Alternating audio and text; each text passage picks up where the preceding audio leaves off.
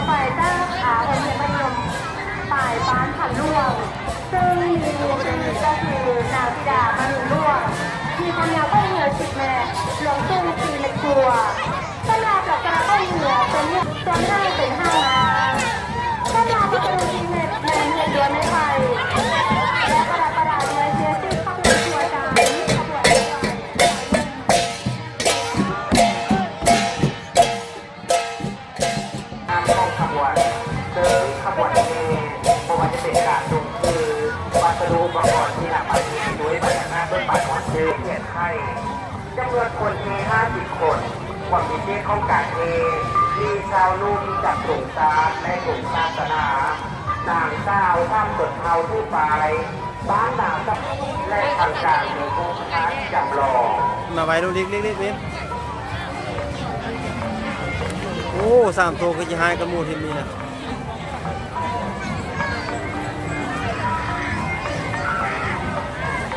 แพทย์ศิริเกียรติร่วมกับบางนครเจ้าหมู่ปู่เท้าปู่นางและปู่ชีซุ่มกันทิศทางกับเจ้าแดริมลูกคอยออกได้คอยออกได้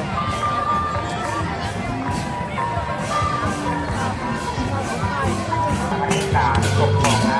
ปัจจุบันเป็นกำลังลวดลายที่งดงามย่างบ่ซื้อกันได้บ่งามแล้วตารางอันดับตัวไปมีเศษหลักแต่ซึ่งเป็นเรื่องที่คนตารางของพิเศษตัวแทนมีนักต้องการจัดได้ละมาหัวเป็ดมาได้พี่การบินลาวได้นี่การบินลาวความเคยจดงดงามเป็นการประดับประดาที่ยอง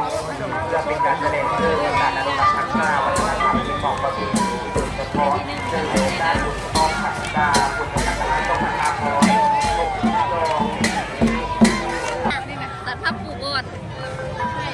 ในผู้สาวน้อยเนี่ยที่มาสาวมาที่จีก่อนเก่ามีมูเท้าปูนางและปูที่ตู้กะลามีวัดป่าอาหามงามธรรมชาติตรงนี้ลิงหลังมรดกโลกมีงดงาม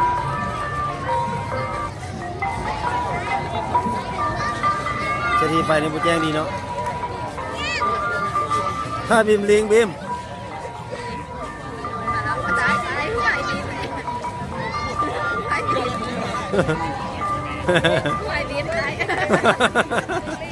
บิมแย่มาพ่อจะไปเฮ็ดก่อน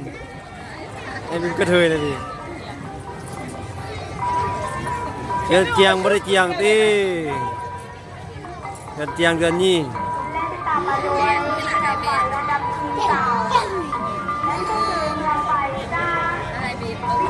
ของเข้าปลอมไหมฮะ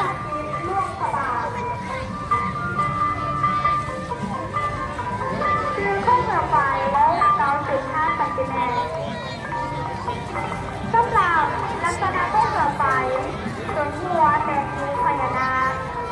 ทางกลางเป็นรูปเสือคอดด้วยหัวจานคือผ้าไตรเป็นสายกระโปรงข้อการศึกษาในกับปกครอบครัวจานในการศึกษา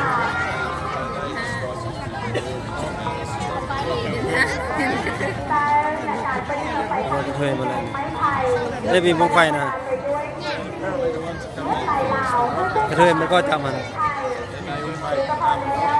ม่เมื่อกี้มันยังใส่ลุงมันหนาเจ้าอันนั้นไม่ใช่บอกยักยัก But some of them are said to go 1,000 meters, yeah, it's very nice.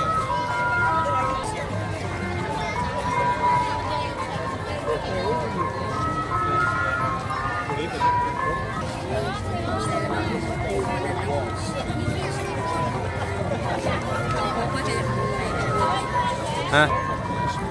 ประธานเทศกิจเชียร์ลองย่างทางในที่นำเข้าชมคือเฉพาะแล้วผู้ที่เข้ามาห่วงชมแต่ปัจจุบันการก็ถือความประทับใจในทราบว่าเราไปที่ก็มองเป็นท่านนาทีส่วนแล้วแต่มีความเพื่อเป็นคนงาม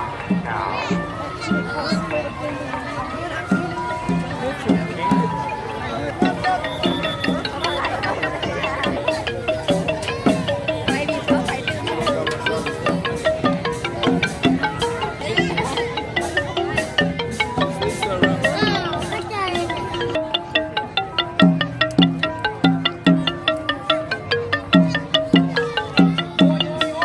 ในไหมลูกมาข้างในไหม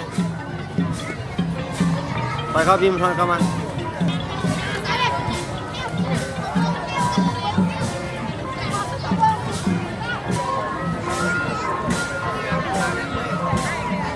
ทางเส้นเราไปไหว้ในเสาไปบ้านข้ามยองพุ่งเข้ากลับไปน้ำสาวจากลงความยาว